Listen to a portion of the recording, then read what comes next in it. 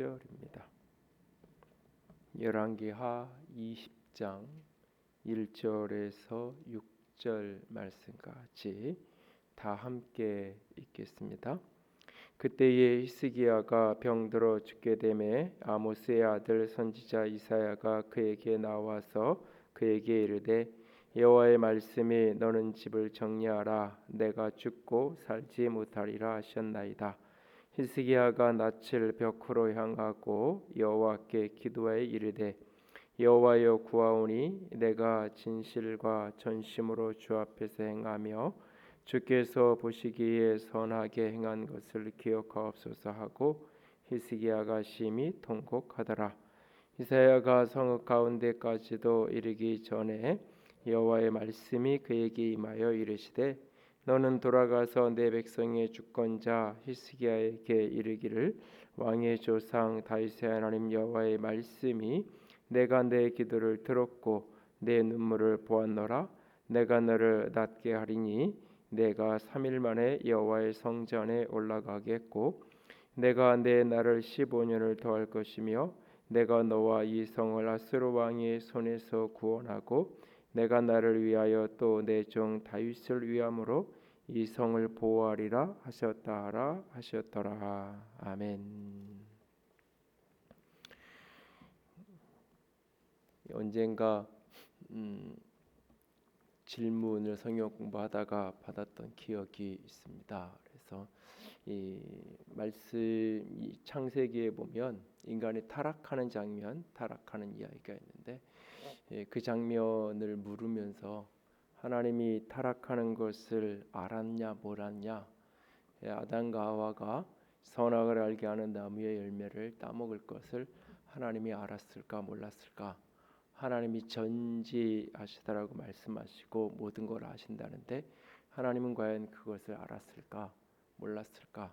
알았다고 하면 하나님이 알고도 오히려 함정을 판 것처럼 이해가 될 수 있고, 또 이제 몰랐다고 이야기하면 또 하나님이 전지하심이 그러면 거짓말이 아니냐, 이런 식의 질문이 자연스럽게 나오게 됩니다. 이때는 우리가 성경을 보면서, 특별히 하나님을 보면서 인간이 갖고 있는 어떤 논리적인 개념, 이성적인 어떤 사고의 틀 안에다가 하나님을 집어넣고 하나님이 이해하고 설명하고 싶어하는 경우가 많죠. 그러나 하나님은 그와 같지 않은 것을 보게 됩니다. 오늘 본문 속에 히스기야가 병들어서 죽게 생겼고 기도했더니 하나님께서 그를 고쳐주시고 7절에 보면 읽지 않았지만 무화과 반죽을 하나님이 이사야에게 가져오라 그래서 그것을 이 히스기야의 상처에 어떤 환부인지 그 환부에 올려놓았더니 히스기야가 나았다라고 말씀하고 있는데요. 아주 독특한 방식으로 히스기야의 병이 고쳐지는 장면을 보게 됩니다. 오늘 이 모습을 보면서 본문의 이야기를 통해서 몇 가지 질문들에 대해서 생각해 보기 원합니다. 첫 번째는 하나님은 어떤 분이실까라고 하는 질문입니다. 하나님은 본문 속에서 이 히스기야의 이야기 속에서 계시되어지고 드러나는 하나님은 어떤 분이실까? 더 넓은 차원에서 우리가 믿는 하나님은 어떤 분이실까? 하나님은 지극히 자유로우신 분이고 하나님은 지극히 사랑을 따라 움직이시는 하나님이신 것을 보게 됩니다. 오늘 히스기야가 병들어서 죽게 생겼습니다. 그때 하나님이 선지자 이사야를 통해서 하시는 말씀이 뭐냐면, 사람이 병들어서 죽게 생겼는데 선지자가 왔어요. 선지자가 왔으면 뭔가 긍정의 이야기, 소망의 이야기를 할 수 있을 것 같은데 선지자는 말합니다. 1절에 너는 집을 정리하라 내가 죽고 살지 못하리라. 요즘 말로 이야기하면 유서 쓰고 남은 재산 조금이라도 있으면 그것을 어떻게 상속하고 어떻게 정리할 것인지 그거 다 정리하라는 이야기입니다. 그러면서 너는 죽고 살지 못할 거다라고 말씀을 하십니다. 분명히 여호와의 말씀이, 하나님의 말씀이 그렇게 하셨어요. 하나님의 뜻이 정해진 거죠. 하나님이 그냥 장난삼아 이 사람이 이 히스기야가 어떻게 반응하는지 좀 보고 싶어서 장난듯이 하는 이야기가 아니라 하나님의 뜻이 확정된 것이고 그것은 사실인 거예요. 그런데 이제 히스기야가 이 낯을 벽으로 행해서 하나님께 기도했더니 한참을 3절에 히스기야가 통곡하며 기도하니까 4절에 보니까 이사야가 성읍 가운데까지도 이르기 전에, 그러니까 이사야가 이 히스기야에게 그 이야기를 하고 왕궁에서 나와서 예루살렘 성읍을 이렇게 지나갈 거 아니에요. 그러니까 교회에서 나와서 뭐 이렇게 소아동까지 가는데 이케아까지도 못 가서 얼마 가지 못해서 그 성 중간도 가지 못해서 하나님의 말씀이 이사야에게 다시 임한 거예요. 너는 다시 돌아가라. 너 다시 돌아가서 히스기야에게 내 기도를 보았고 내 기도를 눈물을 보았고 그래서 너는 죽지 않고 살 거다. 그래서 3일 만에 내가 일어나서 성전에까지 올라가게 될 거다. 그리고 내 생명을 15년을 더 연장해 줄 거고 아수르가 계속 위협을 하고 어려움을 주는데 그 아수르로부터도 내가 보호하도록 내가 그렇게 해주겠다라고 하나님이 말씀하시는 거예요. 이런 장면 속에서 여러분이 만약에 이 히스기야였다면 조금 느낌이 다를 텐데 이사야였다면 어떤 느낌이었지?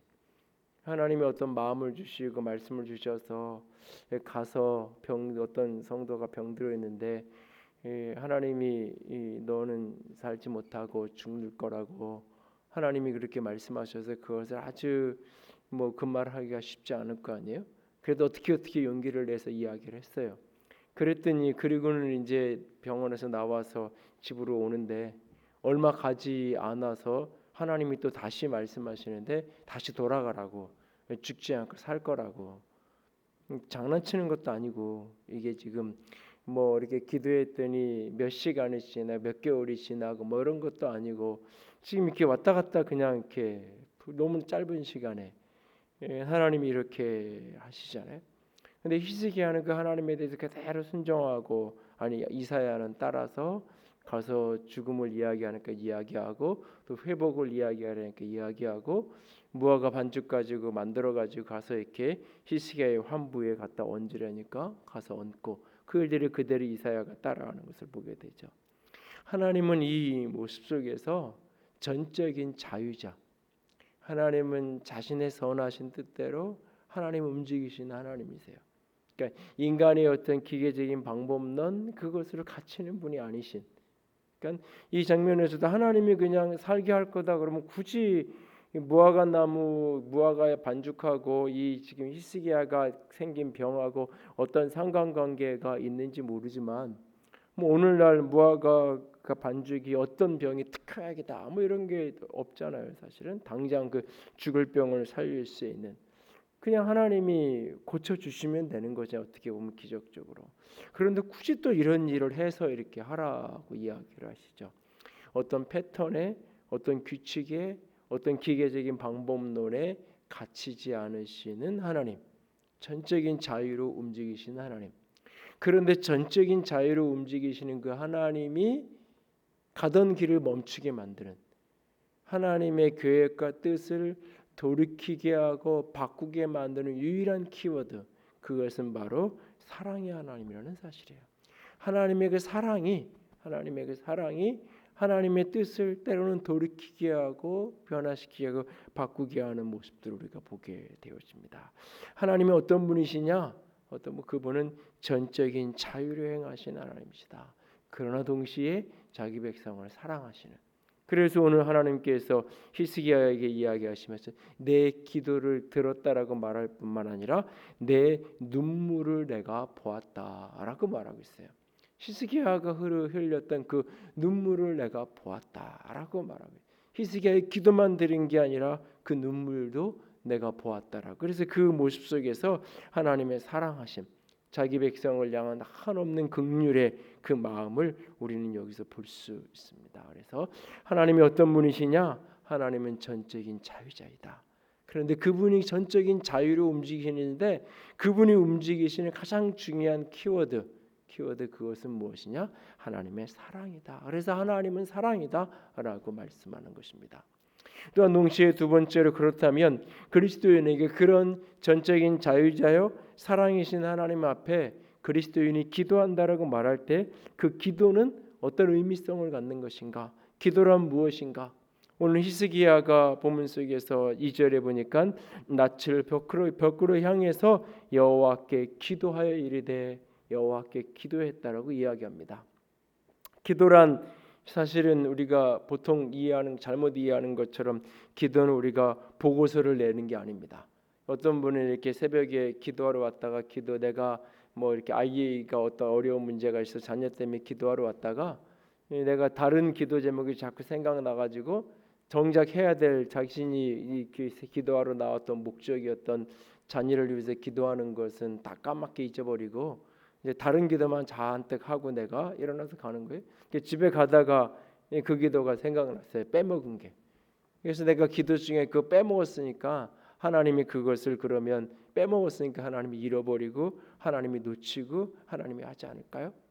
어떤 분은 간혹 그런 얘기를 하죠. 결혼 문제 뭐 이런 거 얘기하면서 자기가 예전에 이렇게 처녀총각 때 열심히 이렇게 어떤 배우자를 원하는지 다 써가지고 이렇게 기도 제목을 적었는데 하나님이 다 들어주셨는데 내가 이걸 기도를 안 했다고 뭐 성격을 기도 안 했든지 뭐 키를 뭘 기도를 안 했더니 이렇게 됐다 이런 이야기를 하는 경우를 본 적이 있는데 그러니까 기도라는 게 그렇게 하나님께 보고서 내듯이 청구서 내는 걸까요? 언젠가 청년들한테 자기가 원하는 배우자상을 써보라고 그랬어요. 어떤 친구는 시간을 한 15분 주고 100개를 써보라 그러니까 100개까지는 못 써도 한 7, 80개를 쓰는 친구들이 있어요. 어떤 친구는 10분, 15분을 써줬는데 3개 이상을 못 써요. 3개도 제대로 못 쓰고 하나 써놓고 그 다음을 못 쓰는. 그러니까 사람마다 그게 다 다를 수 있다는 거죠. 근데 사실은 기도라는 것은 내가 하나님이 모르니까 하나님께 어떤 내용이라고 결제 보고 올리는 게 결코 아니에요. 오늘 이 장면에서 하나님이 히스기야에게 너 죽을 거야라고 말하면 그리고 히스기야가 기도할 때 무슨 기도를 할 건지 하나님이 뻔히 알잖아요. 사실 어떤 의미에서 기도라는 것은 하나님이 모르니까 그것을 내가 전달해주고 설명해주고 알려주는 그 무엇인가가 기도가 아니에요. 청구서가 내세우는 기도가 아니라 기도는 사랑의 하나님 앞에 사랑의 마음을 고백하는 것, 사랑의 하나님 앞에 내 마음을 쏟아놓는 것, 사랑의 하나님 앞에 나아가 서는 것, 그것이 바로 기도예요. 여러분 우리가 병원에서 이렇게 의사 선생님이 그냥 당신이 뭐 이렇게 암입니다, 뭐 이렇게 안 좋은 병이라는 이야기를 듣는 것도 힘든 일이지만 그래도 그 다음에 생각하자. 그럼 어떻게 치료하면 되는데요? 어떻게 고치면 되는데요? 뭘 하면 되는데요? 그리고 뭐 이런저런 이야기를 하잖아요, 사실은. 그런데 그런 정도가 아니라 딱 하는 얘기가 더 이상 방법이 없습니다. 집에 가셔서 정리하시고 이제 당신은 죽을 겁니다. 죽고 살지 못할 겁니다. 라고 하는 이야기. 그러니까 지금 앓고 있는 이 병으로 죽을 거니까 가서 집을 정리해라. 이런 이야기를 들을 때 그 마음, 그 충격이 어떻겠어요? 그런 이야기를 해야 하는 그 의사 선생님한테 그래도 나 좀 어떻게 치료해 달라고 이야기할 수 있겠어요? 사람들이 이렇게 특별히 중병에 걸리면 암이나 특별히 이제 암이 그런 경우가 많은데 다른 심혈관 질환이나 이런 것들은 수술을 하면 표가 금방 나는데 사실 암이라는 것은 수술해도 이게 쉽게 끝나지 않고 재발도 많고 이후에 항암 치료 이런 치료가 참 많으니까 이런 이상한 민간요법들이 많이 돌아다니죠. 그래서 의사는 특성 중에 하나가 단정적인 이야기를 안 해요. 사실은 산다는 이야기 단정적으로 안 하고 죽는다는 이야기 단정적으로 안 하는데 어떤 의사가 당신은 이 병으로 죽는다고 방법이 없다고 이야기했어요. 그런데 누군가가 자꾸 이야기하잖아요. 이걸 먹으면 된다고, 저걸 먹으면 된다고, 이걸 하면 된다고 막 여기저기 이렇게 떠돌아다니는 이야기들이 있고 누구는 또 이렇게 해서 살았다는 이야기도 있잖아요. 사실은 수많은 이야기 중에 그러면 이제 사람들이 오히려 거기 뛰어가고 거기 찾아가고 그러게 되잖아요.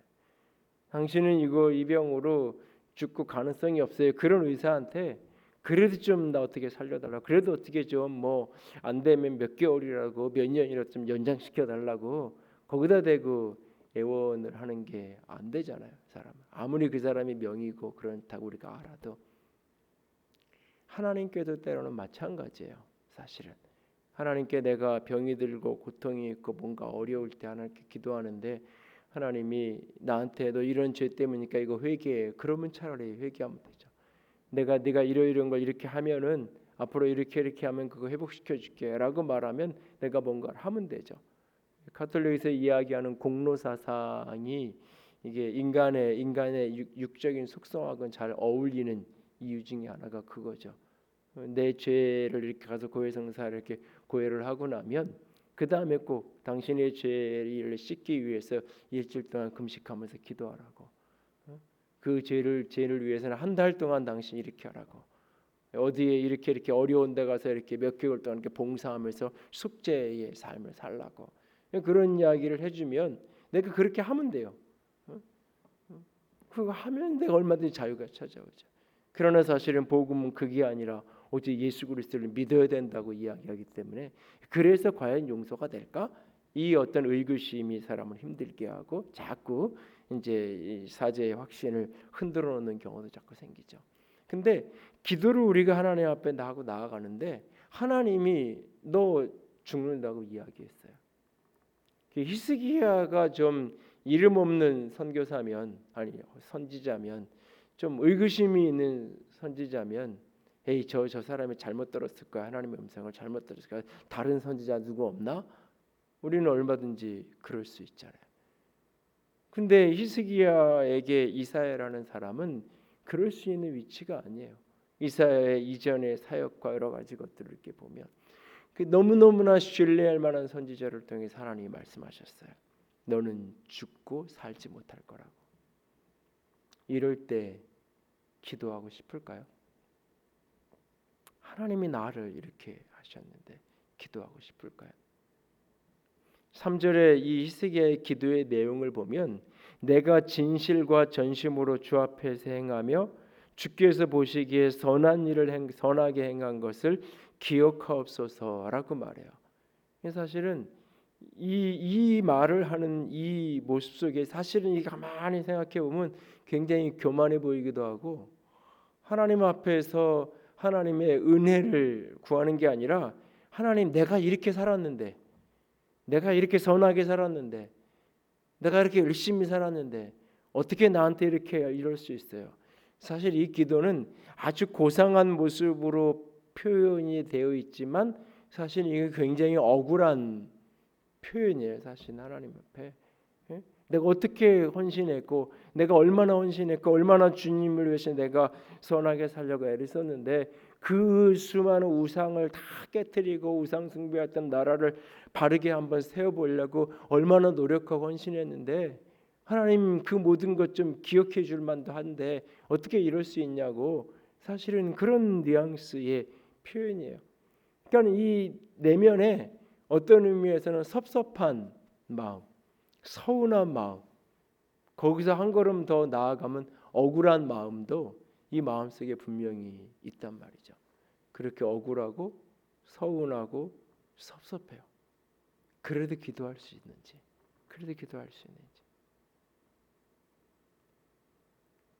내가 진짜 아무리 억울하고 아무리 섭섭하고 아무리 서운해도 내가 그를 사랑하면 그걸 뛰어넘을 수 있는 거죠. 내가 그냥 어떤 이익 관계에 있든지 그 관계가 깊지 않으면 섭섭해요. 그러면 너 아니면 내가 없냐? 서운해요. 너 아니면 내가 친구 없냐? 누가 나를 억울하게 해요. 너같이 나한테 이렇게 내가 그렇게 잘해주고 그렇게 했는데도 불구하고 나 이 정도같이밖에 취급 안 해주는데 내가 이런 정성을 내가 다른 사람한테 쏟으면 나 이런 대접 받지 않는다. 그러면서 얼마든지 하죠. 특별히 부모가 자식한테 끝까지 하는 이유가 그런 거잖아요. 언젠가 제가 이야기했던 것처럼 저는 우리 애들을 그 YMTTS 이런데 안 보낼 거라고 그런 얘기를 한 적이 있는데 그 이유 중에 하나가 뭐냐면 거기 가면 뭐 이렇게 내적 치유 과정 속에서 이렇게 아버지에 대한 상처 뭐 이런 거 이렇게 치유하는 그런 시간들이 있어요. 그래서 아버지 마음으로 뭐 그래가지고 아버지한테 상처받고 뭐 이렇게 억울하고 이랬던 거를 막 와서 이렇게 이제 말씀도 듣고 어떤 이렇게 이 검사하는 데이터지도 있고 해서 해가지고 그 하고는 이렇게 와서 나와서 이야기도 하고 이제 아버지가 한테 이렇게 해주다가 그렇게 용서한다고 막 그런 얘기. 예. 지를 어떻게 키웠는데 가가지고 그런 얘기는 하고 있고. 예. 냉정하게 얘기하면 부모가 상처를 더 받았냐 자식이 더 상처를 많이 받았냐? 부모가 훨씬 더 받은 상처가 많아요. 자식에게 했던 그 수많은 상처, 그 자식에게 받았던 부모의 상처는 헤아릴 수 없어요, 사실은. 그런데도 그게 부모의 마음에는 분노와 응어리가 되지 않아요. 왜? 그것보다 사랑이 더 크니까. 그 사랑은 그래서 늘 내리사랑인 거잖아요. 자식이 부모가 나에게 어떤 것들 걸리는 것들이 있으면 그게 어떤 경우는 평생도 응어리게 하셔서 사라지지 않잖아요. 그래서 아버지 학교나 이런 거 할 때 잘못하면 아버지에게 이렇게 편지 쓰고 그러면서 자신의 아버지에게 살아계신 편지를 쓰고 이렇게 관계도 회복하고 이런 시간들을 갖는데 굉장히 조심하라고. 어느 날 아들이 준 편지를 받고는 아버지가 충격을 받아가지고 자리에 누웠어요. 왜냐하면 어린 시절을 회상하면서 아버지가 나한테 이렇게 했는데 내가 그것 때문에 이렇게 힘들었지만 이제는 내가 이렇게 아버지 학교라고 은혜를 받아서 내가 아버지를 다 용서하겠다고. 이 자식은 아버지에 대한 상처를 용서하겠다고 쓴 편지인데 그 편지를 받고는 아버지는 충격을 받은 거예요. 내가 무심코 했던 그 행동 때문에 내 자식이 수십 년을 가슴에 상처를 안고 고통을 받으며 살았단 말이야. 이게 견딜 수 없는 자괴감이 들고, 나 때문에 내 아들이 그렇게 수십 년 동안 그렇게 분노하고 상처받고, 그걸 이미 다 부모가 알고 있는 상태면, 그래서 부모가 이렇게 힘들어하는 나 때문에 저 아이가 이걸 알고 있는 상태면 그래도 아버지 그래도 괜찮아요. 그래도 나 이만큼 자랐잖아. 이게 이렇게 이야기가 될 수 있는데 상대방은 자기 때문에 자식이 상처받은지도 모르고 있는데 어느 날 그런 편지를 받고는 충격을 받는 거죠, 사실은. 근데 하나님께 우리가 섭섭하다고 이야기하고 서운하다고 이야기하고 억울하다고 이야기하고 내가 이만큼 했는데 어떻게 하나님이 나한테 이렇게밖에 안 해주시냐고 신앙하면서 끊임없이 우리가 그런 생각이 들 때가 있죠. 사실은 신앙의 초기에는 이런 마음이 별로 없어요. 왜냐하면 내가 하나님께 한 게 별로 없으니까. 그냥 내가 하나님께 받은 것밖에 없으니까. 그런데 어느 정도 신앙의 연륜이 쌓이고 시간이 지나면 내가 하나님께 한 게 자꾸 생각이 나는 거예요. 내가 한 게. 내가 어떻게 하나님께 드렸고 뭘 했고. 그런데 어느 날 보니까 하나님께 나는 받은 게 아무것도 없는 거. 하나님은 나 도와준 게 아무것도 없는 거예요.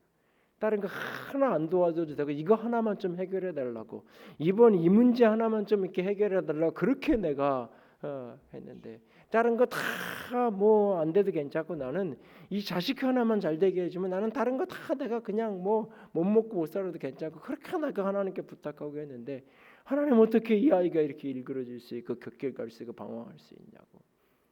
우리는 어떤 부분이 하나가 걸리면 하나님 억울해하고 섭섭해하고 분노하고 때로는 그것 때문에 하나님께 등을 돌리기도 하고.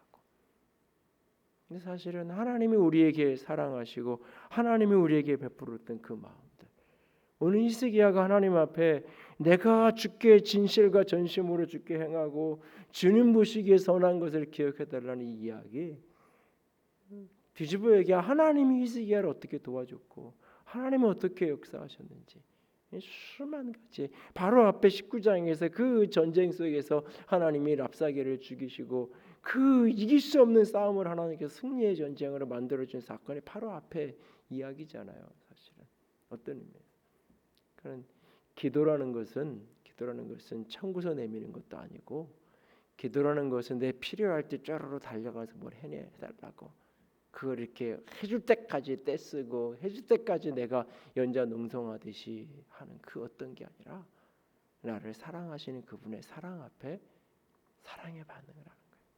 나를 사랑하시는 그분 앞에 사랑의 반응을 하는 거예요. 오늘 히스기야가 가장 중요하게 하나님을 움직이는 모습 중에 하나가 그 앞에 가서 울고 있잖아요. 그 통곡하면서 울고 있잖아요. 통곡하면서. 그 모습이 하나님의 마음을 움직이잖아요. 그 사랑에 하나님이 내 눈물을 내가 보았다라고 하나님이 말씀하시잖아요. 오늘 우리의 모습 속에 기도라는 뭐냐? 기도란 나를 사랑하시는 그 하나님 앞에 가서 내 사랑으로 나아가는 거예요. 때로는 섭섭하고 때로는 억울하고 때로는 서운한 마음이 드는 그 순간조차도 그래서 나는 하나님밖에 없어. 그래서 나는 하나님밖에 없어. 그래도 이분밖에 없어. 그분밖에 없어. 그러니까 그분에게 나아가는 거죠. 심지어는 벽을 향하여 낯을 벽을 향하여 아마 이 벽은 성전을 잇는 그쪽 그 방향이었을 가능성이 많아요. 하나님을 바라보면서 그가 그렇게 오늘 기도하고 있잖아요.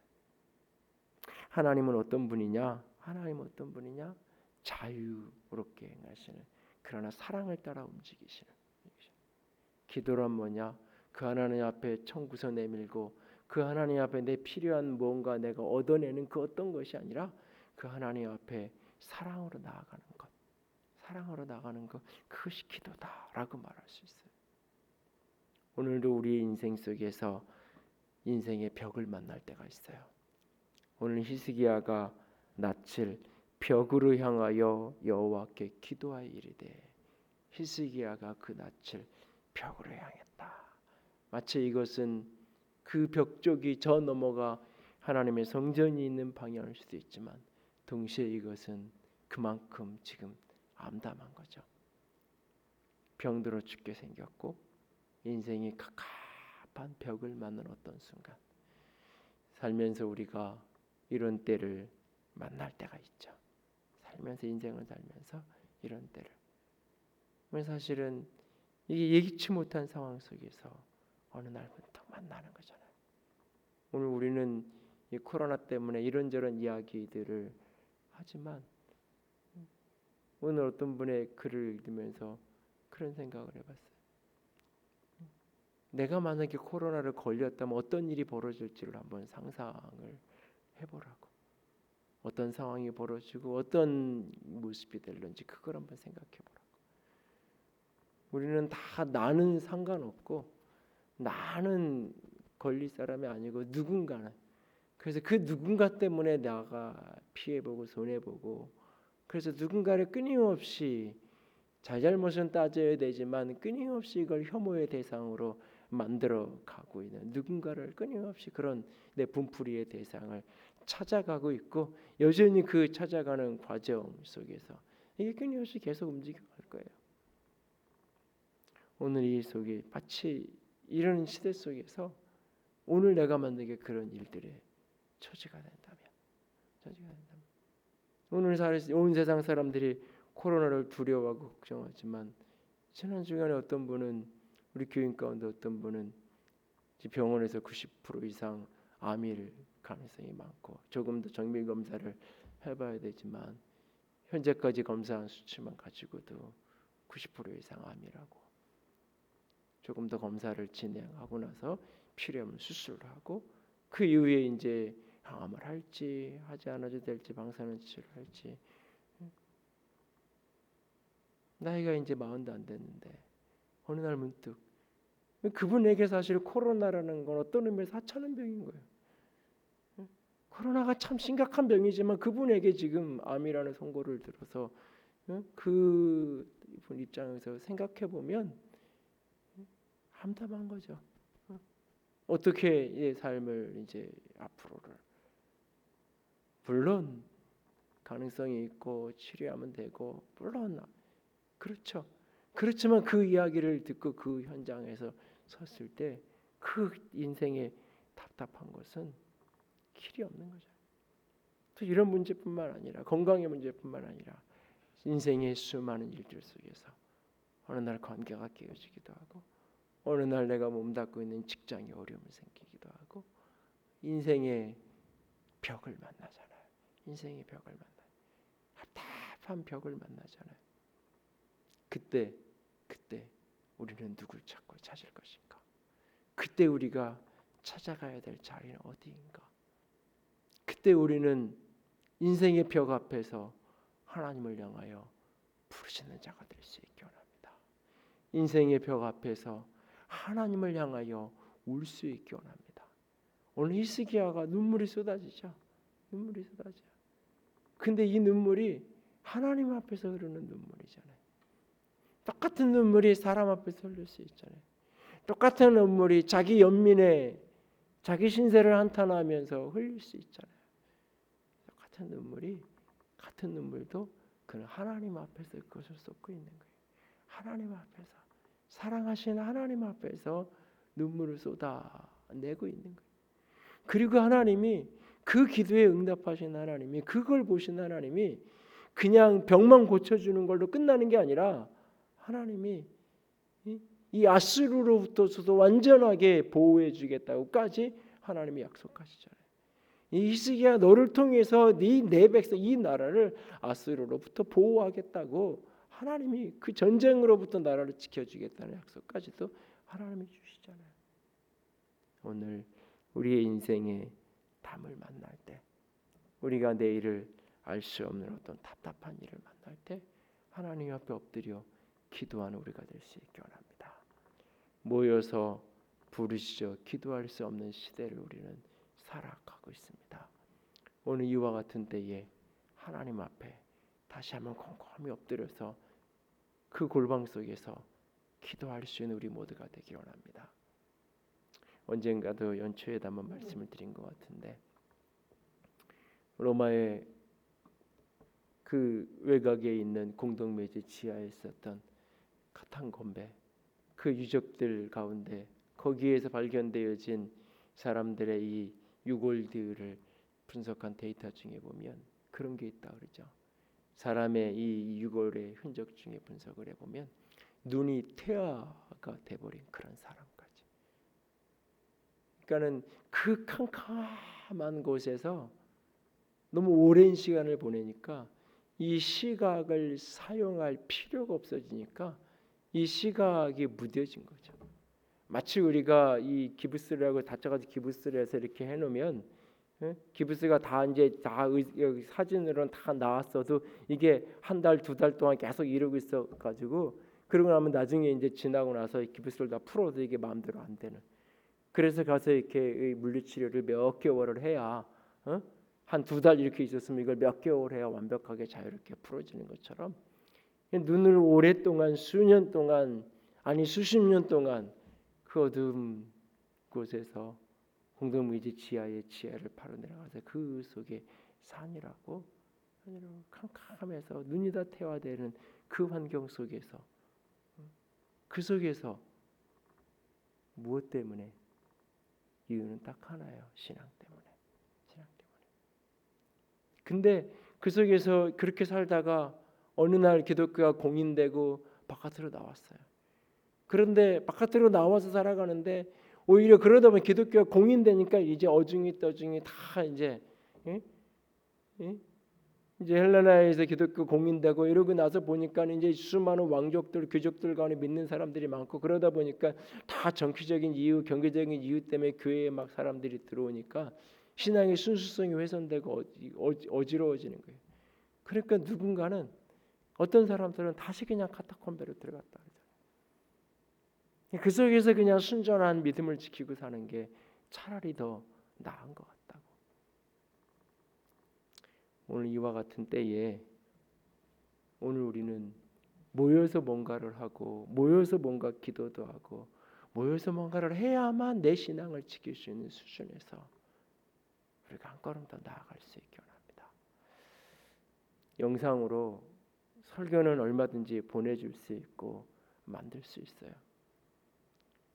그런데 기도는 자기 혼자 결국은 해야 되는 거예요.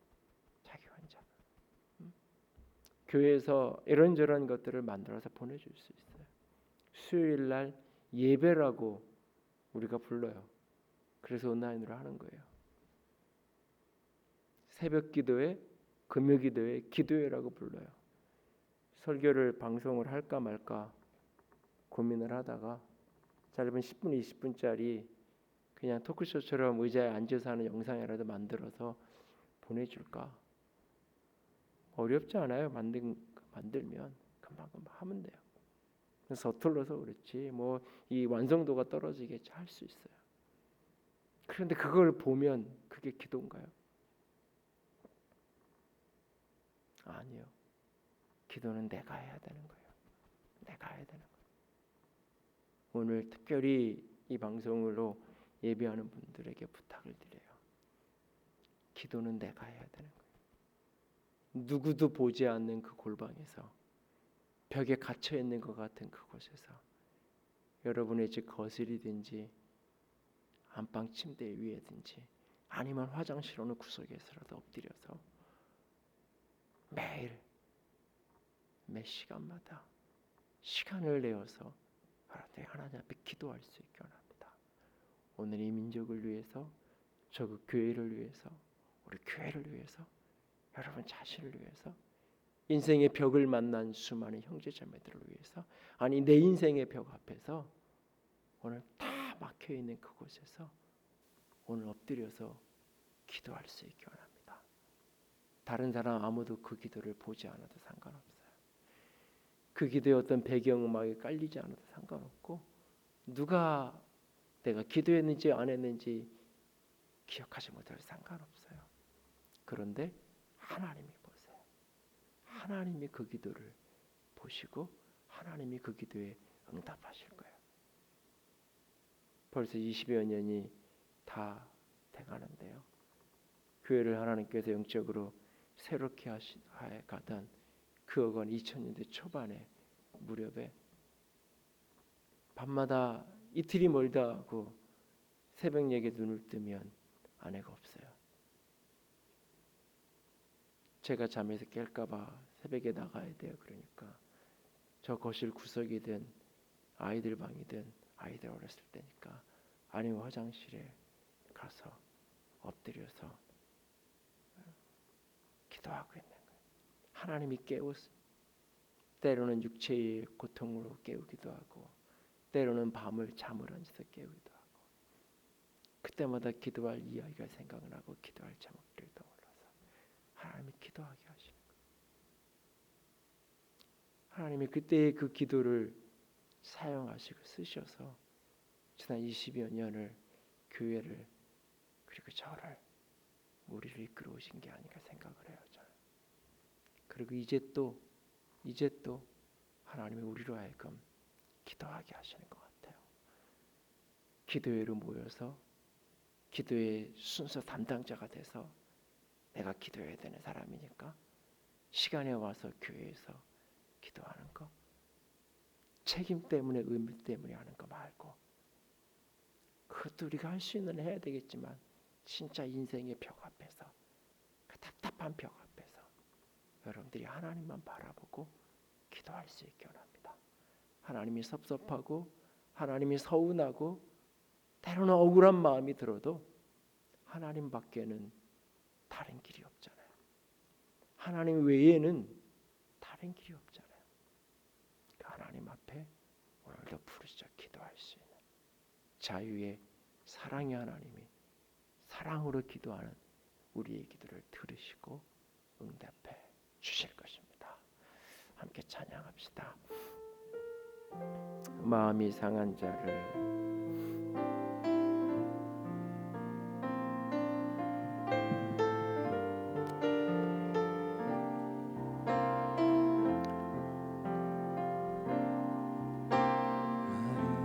상한 자를 고치시는 주님 하늘의 아버지 날 주관하소서 주의 길로 인도하사 자유케 하소서 새 일을 행하사 분케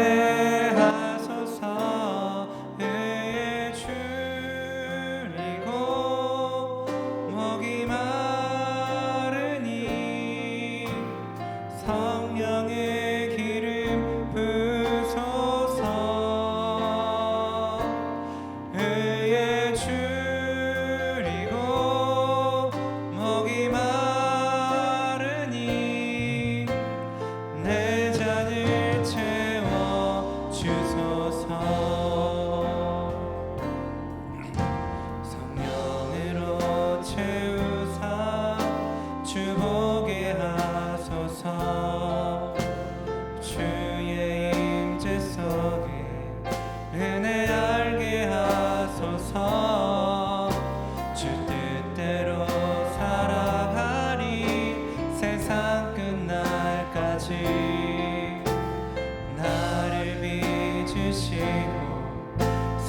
날 열어주소서.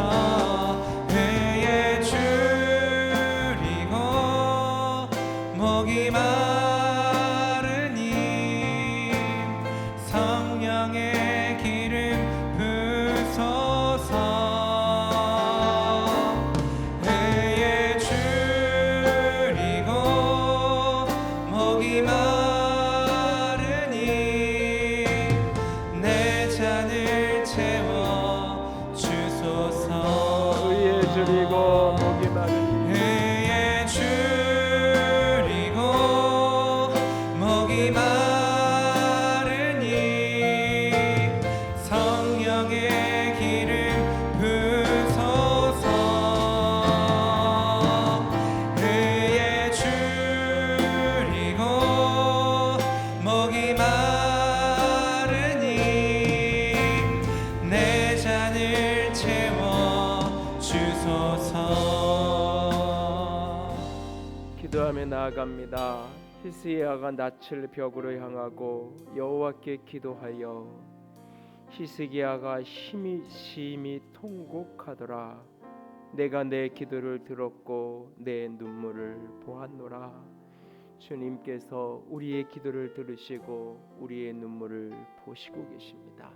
하나님, 우리가 인생에 막 답답한 벽에 갇혀 있다 할지라도 하나님을 향한 기도를 놓치지 않게 하여 주시옵소서.